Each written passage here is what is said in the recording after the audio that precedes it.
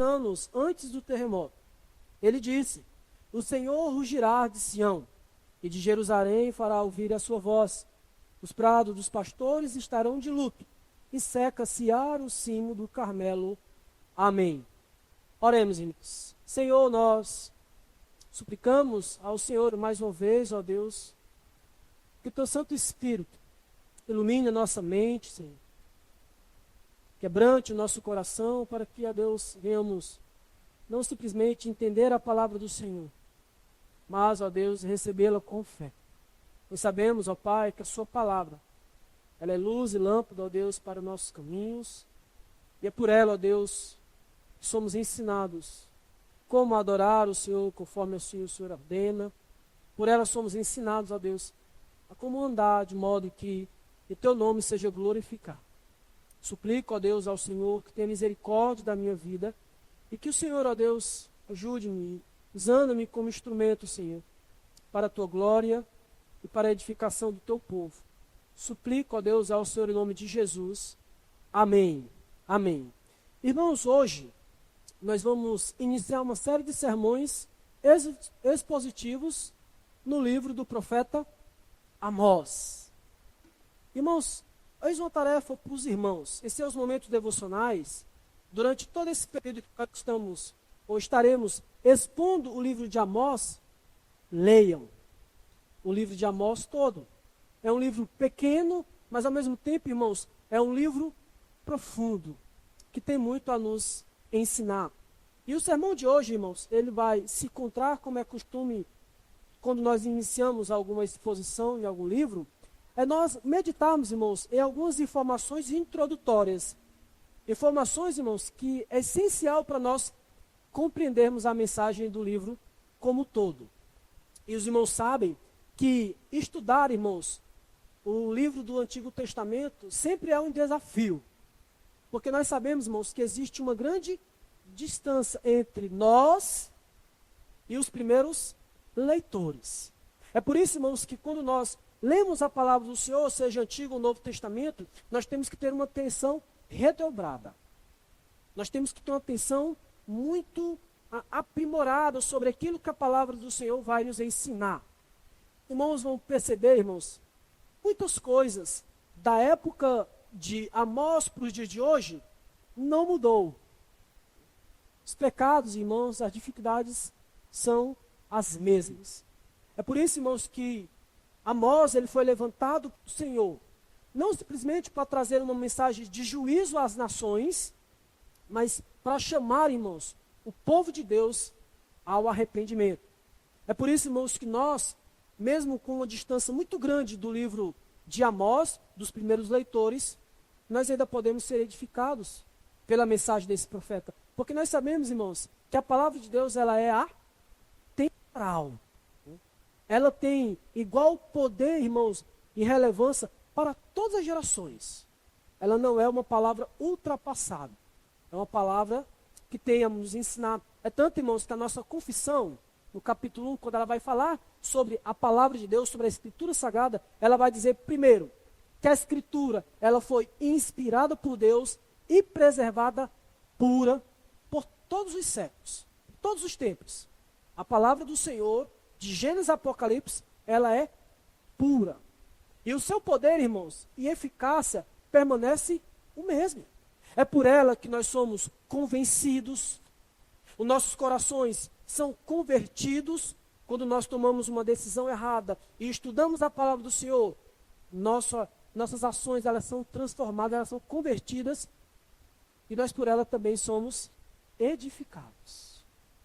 E é por isso, irmãos, que nós declaramos que o Espírito Santo fala hoje por meio de sua palavra. Portanto, irmãos, o livro do profeta Amós, ele é um chamado profético à justiça e à retidão. O pastor Nicodemos, ele tem um livro que é o comentário de Amós, né? Ele diz, olha, o Deus ainda, irmãos, hoje nos chama à justiça e à retidão. A mesma mensagem de Amós. É por isso, irmãos, que mesmo séculos após a mensagem de Amós, nós ainda temos a obrigação de responder a esse chamado, a justiça e a retidão. Irmãos, o livro do profeta Amós, ele faz parte de uma coleção chamado, né, popularmente entre os cristãos, de profetas menores.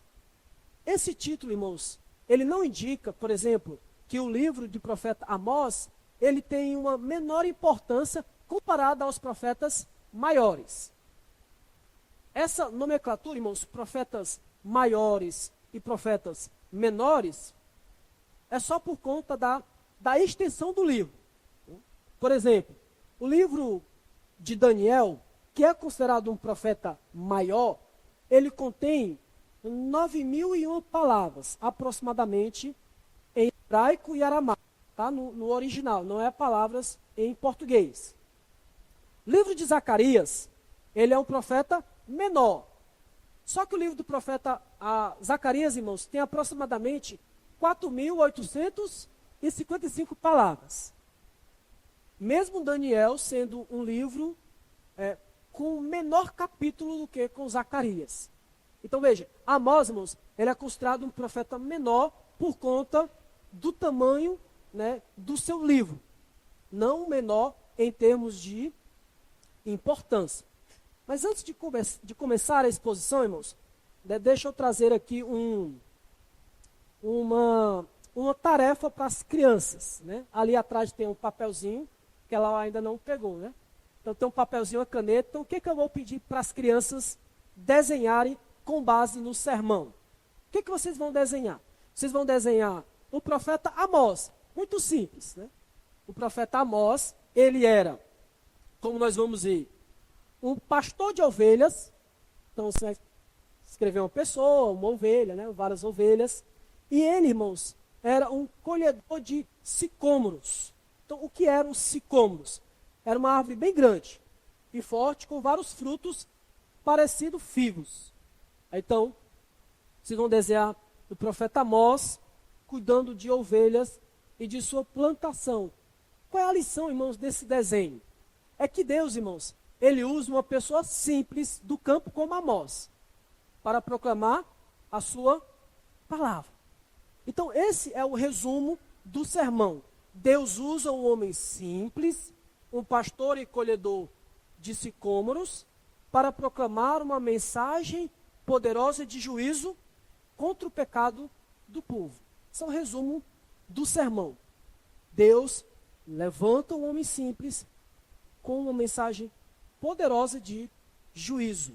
E quando a gente olha, irmãos, para a vida do profeta Amós, contexto que ele estava vivendo e que ele foi levantado para profetizar, nós nos deparamos, irmãos, com as mesmas dificuldades. O pastor Nicodemos, de forma muito sábia, ele nos lembra que após a queda de Adão, a humanidade ela vive em crise. É um resultado direto, irmãos, do pecado. Por exemplo, Amós e nós, irmãos, enfrentamos crises internacionais. Ou seja, guerras e rumores de guerras entre as nações ao redor trazem insegurança a nós. Nós não temos nada a ver, mas influencia nós. Por exemplo, irmãos, a guerra entre Rússia e Ucrânia afeta ou não afeta nós aqui no Brasil? Afeta o preço do combustível, dos fertilizantes. Por exemplo, irmãos, os altos juros lá dos Estados Unidos impactam o câmbio e a economia aqui no Brasil. Então, as mesmas coisas, crises internacionais, crises morais. Na época do profeta, irmãos, assim como na nossa época, a decadência moral, ela só tem a aumentar. Ela está aumentando. Por exemplo, o aborto, irmãos, ele já é aceito em alguns países com maior naturalidade. As drogas que tanto destroem famílias, vidas, são liberadas. A promiscuidade, ela não é só liberada, ela é incentivada. Decadência moral. E aí você olha para alguns países, crentes são perseguidos, mortos, e as autoridades fecham os olhos, não fazem nada. Então vejam, irmãos, diante de todas essas crises políticas, moral, espiritual, Deus levanta Amós para proclamar uma mensagem poderosa. E a mensagem, irmãos, que Amós proclama é o seguinte: olha, o Senhor, Ele está vendo tudo. E no tempo certo Ele vai trazer juízo às nações. Porque veja, irmãos, quantas vezes nós não olhamos para as injustiças do mundo e nós pensamos de forma errada: olha, Deus não está vendo, ou Deus não está fazendo nada, ou Deus está demorando a fazer alguma coisa. O fato é que Deus, irmãos, no tempo certo, Ele vai trazer juízo. É por isso, irmãos, que o profeta Amós e a sua mensagem, ela é tão atual em nossos dias. Olha, irmãos, Deus, Ele proclama juízo, e o seu juízo é certo, e as consequências, irmãos, dos seus juízos, eles são terríveis. Essa, irmãos, é a mensagem, o tema da mensagem. O juízo de Deus é certo, e as suas consequências, elas são terríveis. Simplesmente, irmãos, com base nesses dois livros, que serve como uma espécie de introdução ao livro. Veja, irmãos, novamente o verso 1 e 2. Então vamos ler e depois vamos expor e aprender e aplicar nas nossas vidas esses dois versos. Verso 1. Palavras que em visão vieram a Amós, que era entre os pastores de Tecoa, a respeito ou para Israel, nos dias de Uzias, rei de Judá, e nos dias de Jeroboão, filho de Joás, rei de Israel, 2 anos antes do terremoto. Ele disse: o Senhor rugirá de Sião, e de Jerusalém fará ouvir a sua voz. Os prados dos pastores estarão de luto, e secar-se-á o cimo do Carmelo. Veja, irmãos, que nós vamos concentrar em responder algumas perguntas. Lembra que esses versos 1 e 2, irmãos, eles servem como introdução ao livro. Veja, quem foi Amós? Para quem Amós, ou em qual tempo Amós, ele escreveu essas profecias, e qual era a mensagem de Amós? Veja, irmãos, que o texto ele começa dizendo que são palavras que em visão vieram a Amós. O livro de Amós, irmãos, ele funciona como uma série de pregações, É como se fosse uma coleção de sermões profetizados por Amós lá em Israel, no reino do norte, especialmente em Samaria, como nos ensina o capítulo 7. Por que eu falo, irmãos, reino do norte? Os irmãos lembram que após a morte de Salomão, o que acontece com a nação de Israel? Ela é dividida. Então, reino do norte, Israel, e reino do sul, Judá. Então, veja, irmãos, esse profeta, ele recebeu uma visão de Deus, Então, Deus o comissionou, revelou para ele o pecado de todo mundo, o pecado das nações ímpias, o pecado do povo de Deus. E aí mostrou, irmãos, para esse profeta um futuro de destruição, caso o povo não se arrependesse dos seus pecados. Veja, irmãos, que esse homem, Amós, ele é uma figura singular na Escritura, porque só aparece aqui nesse livro que tem o seu nome. Tudo que sabemos de sua vida, do seu ministério, vem das suas palavras registradas no seu livro. Porque em toda a Escritura você não vai ouvir mais falar sobre Amós. Então veja, irmãos, olha o caráter desse homem chamado Amós. Ele era um pastor da região de Tecoa. Tecoa, irmãos, era uma vila ao sul de Jerusalém, cerca de 15 quilômetros de distância. Segundo o pai da igreja, Jerônimo, ele vai dizer que essa região era propícia para a criação de ovelhas. Então era um ótimo lugar para se criar ovelha. É tanto que o texto vai dizer que ele era um pastor. A palavra pastor aqui, irmãos, não indica simplesmente alguém que pastoreia, que cuida de ovelhas. Mas também alguém que tem ovelhas, que tem rebanho. Porque você poderia ser um pastor sem necessariamente ser dono dessas ovelhas. Então, o que acontece aqui? Quando fala que ele era pastor entre os pastores de Tecoa, a ideia, irmãos, é que ele tinha ovelhas e ele pastoreava pessoalmente essas ovelhas. Então era dono de ovelhas. No capítulo 7, se os irmãos verem comigo rapidamente, no verso 14, irmãos, a nossa tradução vai dizer o seguinte, sobre Amós, que ele, além de ser um pastor, traduz aqui como, ele diz, olha, eu não sou profeta, discípulo de profeta, mas boieiro, né, e colhedor de sicômoros. Novamente, irmãos, a palavra aqui para boieiro, né, a ideia de gado mesmo, pode significar bois, ovelhas ou cabras. E não necessariamente ele era alguém que cuidava só de bois. Então, resumindo, né, o que podemos dizer sobre o trabalho ou quem era Amós? Ele era um pastor que cuidava de ovelhas e cabras. Então, ele era, né, um mini fazendeiro. Veja, irmãos, que ele no capítulo 7, ele não só aparece a sua profissão, ele vai dizer que ele foi chamado diretamente por Deus. Ou seja, ele confrontando, né, o sacerdote que não queria ouvir a mensagem de Deus, ele fala para Amazias, eu não sou profeta, nem discípulo de profeta. Verso 15, mas o Senhor me tirou de após o gado, né, e o Senhor me disse, vai e profetiza ao meu povo de Israel.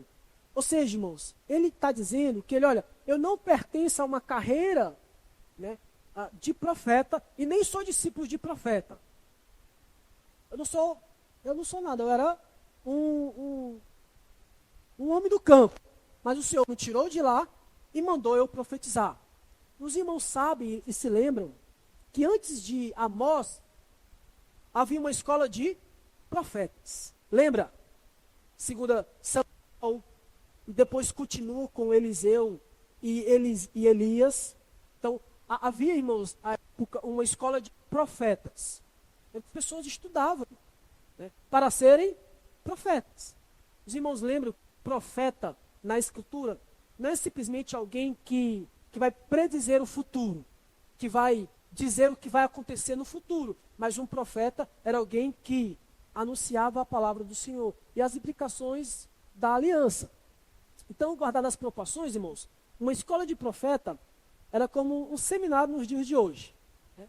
Lá no seminário, de vez em quando, algum pastor falava, né?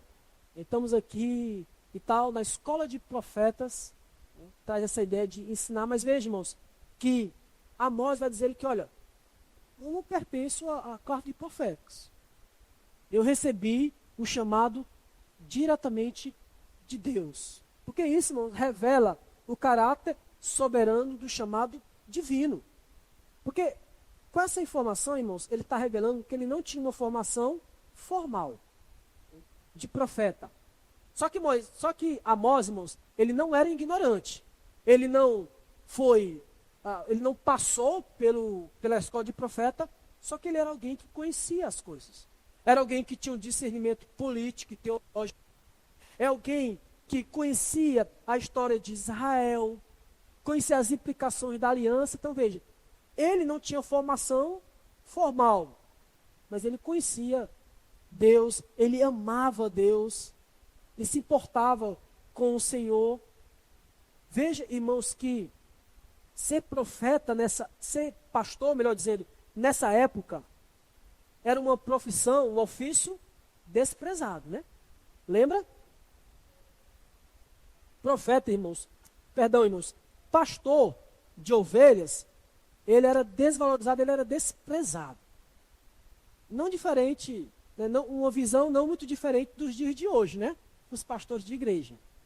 Vindo um pastor, disse que é legal, ele disse, olha, na época, as pessoas achavam que o pastor não fazia nada, porque ele levava o rebanho até o local para se alimentar e beber água, e depois o pastor ficava deitado lá sem fazer nada. Então, o pastor não trabalha. É a mesma visão dos pastores de hoje, né? Os pastores de igreja. Mas veja, irmãos, que Amós, mesmo sendo visto socialmente como alguém insignificante, Deus o chama. E Deus o capacita a proclamar a sua mensagem. Veja, irmãos, que Amós, ele lembra o nosso Senhor Jesus Cristo. Jesus nasceu aonde, irmãos? Em uma manjedoura. Ele era de qual cidade? De Nazaré. Nazaré não era desprezado, irmãos? Pode vir algo bom de Nazaré? Não. Jesus, ele era um homem simples, né, sem formação rabínica, mas ele também tinha uma mensagem poderosa. É tanto, irmãos, que quando Jesus, ele pregava, as pessoas ficavam maravilhadas com a sua mensagem, porque ele pregava com quem tem autoridade, e não como os escribas e fariseus. Então veja, irmãos, primeira aplicação, olhando um pouco aqui para a vida de Amós, irmãos, é que Deus, ele usa pessoas simples para confrontar tempos complexos. Então veja, irmãos, um pastor de ovelha que não tinha formação teológica, formal, não que isso não seja importante, tá, irmãos? É de extrema importância. Mas veja, irmãos, o que era fundamental na vida de Amós é que ele foi chamado por Deus. Ele foi vocacionado por Deus. É por isso, irmãos, que quando a gente fala sobre liderança da igreja, o que a igreja precisa? De homens vocacionados pelo Senhor. De homens chamados pelo Senhor para tal ofício. Presbíteros, pastores e diáconos. Homens chamados por Deus, com uma mensagem poderosa. Assim como o profeta Amós. Veja, irmãos, que o ministério, ele nem depende de status, mas de um chamado real e de uma mensagem divina. Veja, irmãos, que ainda no verso 1, após descrever brevemente quem é Amós, vai nos dizer, irmãos, a época e para quem ele profetizou, para quem ele pregou. Veja, Amós, que era entre os pastores de Tecoa, a respeito, né, ou para Israel, nos dias de Uzias, rei de Judá, e nos dias de Jeroboão, filho de Joás, rei de Israel, 2 anos antes do terremoto. Então veja, irmãos, Amós, ele profetizou, né, ele exerceu o ofício de profeta durante o reinado de 2 reis, Uzias, rei de Judá, e Jeroboão. Isso é uma forma, irmãos, de dizer quando foi que ele pregou essas mensagens.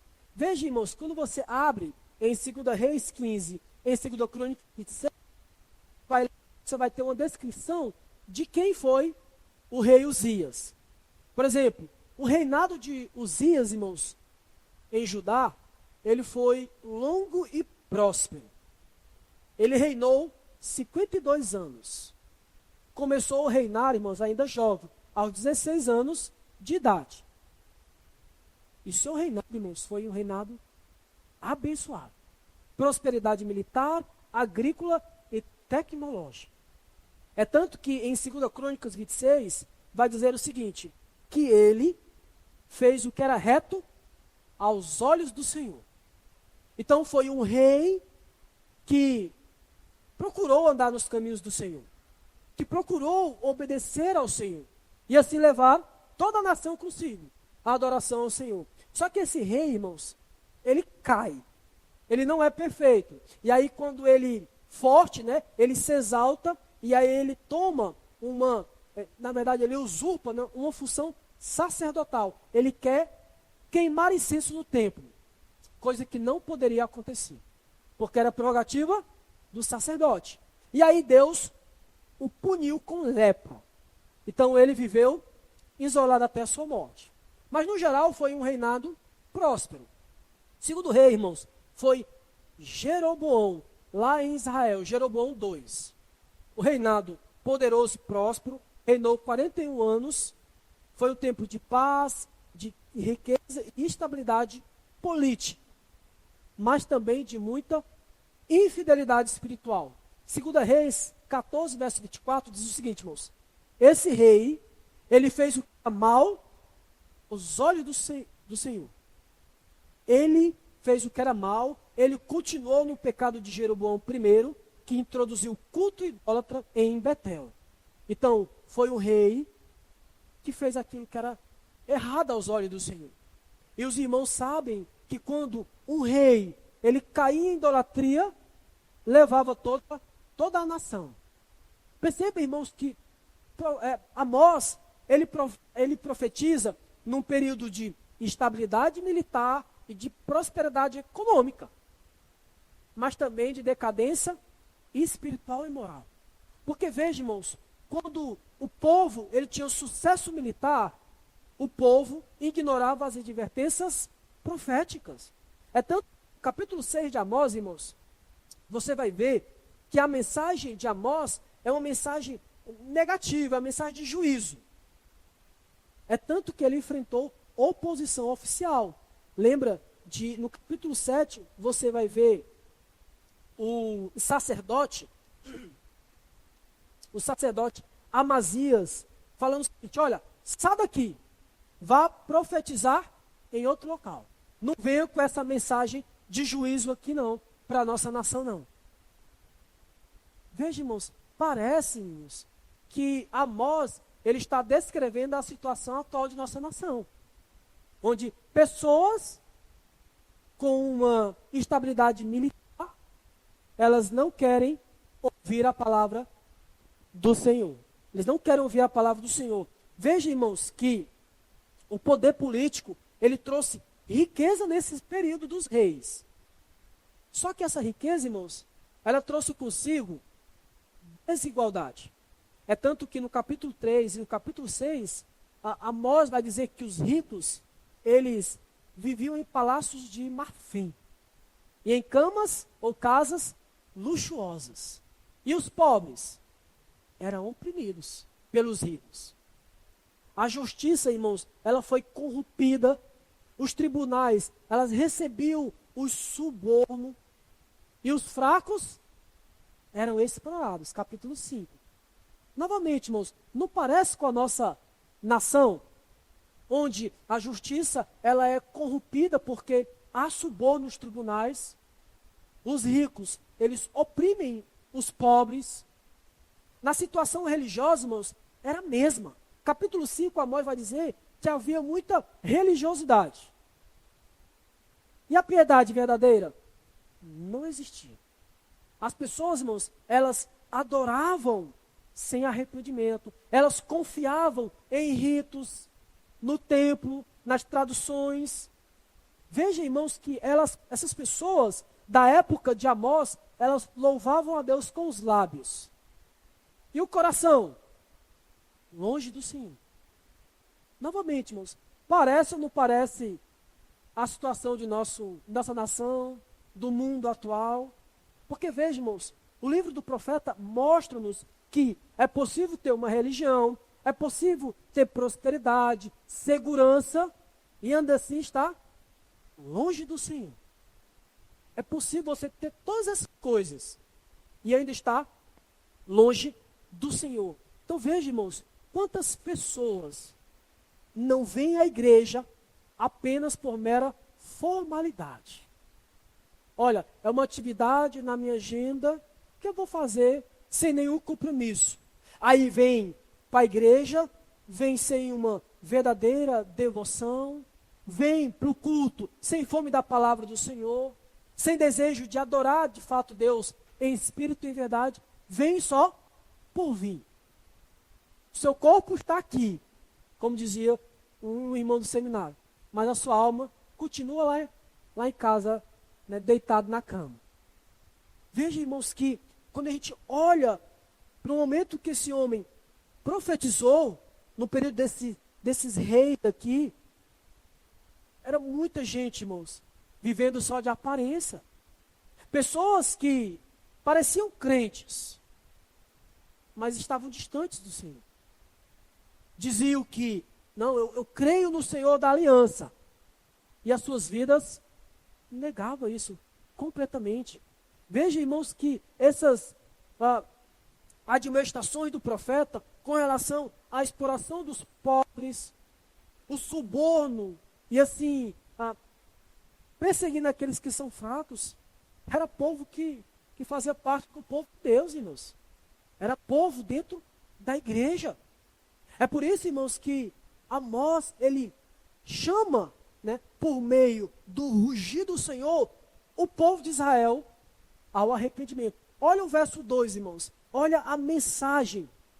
Procurando para aquele povo ao arrependimento. Olha o verso 2, que é a mensagem, né, que é o rugir e o trovejar do Senhor. Ele disse: o Senhor rugirá de Sião, e de Jerusalém fará ouvir a sua voz. Os prados dos pastores estarão de luto. Cercar-se-á o cimo do Carmelo. Irmãos, o livro do profeta Amós, na sua outra parte, ele é escrito em um estilo poético na língua hebraica. Né? É por isso que você vai ver em outras traduções, em outras versões, a partir do verso 3, um estilo diferente de como o texto está inserido. Porque ele foi escrito em termo poético, cheio de paralelismo, imagens vívidas e metáforas fortes. Você, por exemplo, ironia e sarcasmo. Veja, olha o verso 1, como há um paralelismo aqui hebraico. O que é um paralelismo, irmãos? É uma repetição de ideias em duas linhas distintas, de maneira que a segunda linha completa a primeira. Por exemplo, se você olhar aí para o verso 1, você vai perceber o seguinte: rugirá o Senhor de Sião. Então você vai ouvir a voz do Senhor de uma localidade, Sião. Aí ele continua: e de Jerusalém, uma localidade, se fará ouvir a sua voz. Então veja, é a mesma coisa que ele está falando. Ou seja, o rugir do leão e o som do trovão, porque essa é a ideia aqui do se fará ouvir, né, que é trovejar, serão ouvidos. E esse rugir, irmãos, e esse trovão aqui, ele é um aviso de julgamento. É um símbolo de ataque. Então veja, Deus, ele está lá de Sião, né, falando de Sião, dizendo o seguinte: olha, vai acontecer o juízo. Eu não sei quantos dos irmãos já ouviu um rugido de leão. Ou, não é algo assustador, irmãos? Quando você escuta, mesmo dentro de uma jaula, mas imagine escutar o rugido de um leão, ele na sua frente, sem nenhuma proteção. Não é algo assustador? Imagina, irmãos, um som de trovão, quando acontece, não é algo assim que você pensa que o mundo vai acabar? Né? Quando acontece um trovão assim bem forte, né? Alguns podem até colocar panos ali no espelho, né? De forma mística. Meu pai desligava a televisão com medo de vir um raio. Não sei de onde ele tirou isso. Mas veja, irmãos, que essas duas imagens, né? O som do trovão e o rugir do leão transmite algo terrível. Olha, vai acontecer. E veja o resultado, irmãos, do juízo do Senhor. Ó. Os prados, né, ou os campos dos pastores estarão de luto. E o cimo, né, o alto do Carmelo, secará. Quando você olha para a Escritura, irmãos, você vai perceber que a imagem, né, que a imagem de seca, ele é um símbolo da ira divina. Por exemplo, Isaías 42, irmãos, verso 15, diz o seguinte: ó, devastarei os montes e as colinas. É isso o Senhor falando. E farei secar toda a sua vegetação. Tornarei os rios em terra firme, né? Ou seca, né? E secarei os lagos. Então vejam, o efeito desse juízo é o quê? Devastação na terra e sofrimento das pessoas. Os pastores estarão de pranto, chorarão. Veja, irmãos, que o profeta, ele usa vários símbolos de julgamento, né? Depois ele fala o gafanhoto, a gente vai saber o que é isso. Ele fala fogo, né? Que não tem nada a ver com um demônio chamado gafanhoto, né? Tem, né? E vem, olha, se você não der dízimo, o gafanhoto vem e come tudo. Não tem nada a ver com isso, tá, irmãos? A imagem aqui é de julgamento. O Senhor, ele adverte e ele vai agir. É tanto que diz, né? Isso foi quando? 2 anos antes do terremoto. Então veja, irmãos, Deus, ele anunciou o juízo antes do juízo acontecer. Chamando o povo ao arrependimento. E quando a gente olha, irmãos, hoje para a Escritura, não é isso que o Senhor está fazendo? Chamando o povo ao arrependimento antes do juízo. Veja, irmãos, que o rugido aqui de Deus, ele é um chamado ao arrependimento. É tanto, irmãos, que esse juízo aqui, em forma de um terremoto, ele foi tão terrível, que Zacarias, muito tempo depois, faz alusão a esse evento. Ele diz o seguinte, capítulo 14, verso 5, do profeta Zacarias. Fugireis pelo vale dos meus montes, porque o vale dos montes chegará até Azal. Sim, fugireis como fugistes do terremoto nos dias de Uzias, rei de Judá. Mesmo período que o profeta profetizou. Veja, irmãos, que mesmo após séculos, o povo ainda se lembra desse terrível juízo do Senhor. Veja, irmãos, Deus, ele está fazendo exatamente isso hoje. Ele está chamando o povo ao arrependimento antes do juízo. Por que isso, irmãos? Porque Deus, ele é longânimo. A sua paciência, ela é longa. Ela é enorme. É por isso, irmãos, que esse livro, ele tem tanto a nos ensinar. Porque o profeta, ele inicia falando do rugido do Senhor. Dizendo o seguinte, olha, Deus, ele não está manso diante do pecado. Deus não está fazendo vista grossa diante do pecado. Ele vai trazer juízo àqueles que não se arrependem dos seus pecados.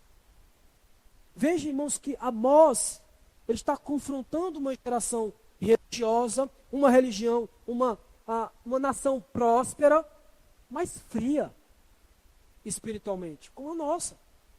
Ele está chamando o povo à justiça e à retidão e ao verdadeiro arrependimento como a nossa. Veja, irmãos, quando aquele que é servo do Senhor, ele ouve o rugido e o trovejar do Senhor, o seu coração, ele desperta. Ele treme diante do Senhor e suplica, Senhor, tem perdão, perdoa, Senhor, os meus pecados. É por isso, irmãos, que hoje, ouça a voz do Senhor. Ouça o rugido do leão de Judá, que chama ao arrependimento. Mas ouça esse rugido, irmãos, antes do último rugido. Que será, irmãos, não um rugido mais ao arrependimento, mas um rugido de juiz. Porque, lembre, irmãos, quem é o leão da tribo de Judá? Jesus Cristo. E ele está rugindo, chamando todos ao arrependimento. Se arrependa dos seus pecados. Volte para ele. Antes do último rugido. Porque esse rugido, irmãos, quando ele voltar, será um rugido de ira. E não chamado ao arrependimento, mas uma sentença. Que Deus, meus irmãos, tenha misericórdia de nós e nos abençoe durante a exposição do livro do profeta Amós. Amém.